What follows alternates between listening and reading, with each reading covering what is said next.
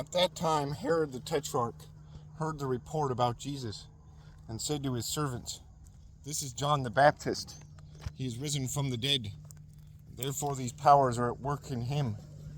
For Herod had laid hold of John and bound him and put him in prison for the sake of Herodias, his brother Philip's wife, because John said to him, "It is not lawful for you to have her." And although he wanted to put him to death, he feared the multitude, because they counted him as a prophet. But when Herod's birthday was celebrated, the daughter of Herodias danced before them and pleased Herod. Therefore he promised with an oath to give her whatever she might ask. So she, having been prompted by her mother, said, "Give me John the Baptist's head here on a platter." And the king was sorry. Nevertheless, because of the oaths and because of those who sat with him, he commanded it to be given her. So he sent and had John beheaded in prison, and his head was brought on a platter and given to the girl, and she brought it to her mother. Then his disciples came and took away the body and buried it, and went and told Jesus. When Jesus heard it, he departed from there by boat to a deserted place by himself.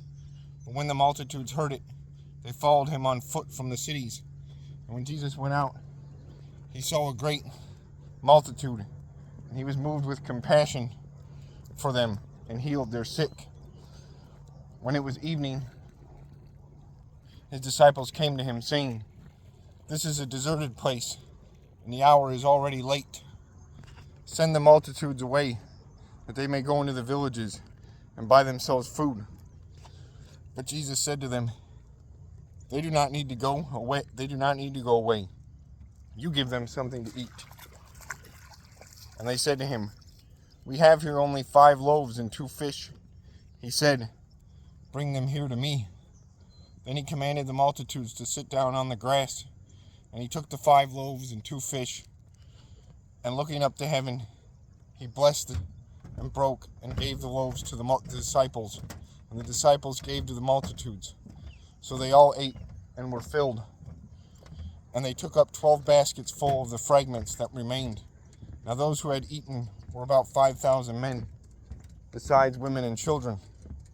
Immediately, Jesus made his disciples get into the boat and go before him to the other side, while he sent the multitudes away.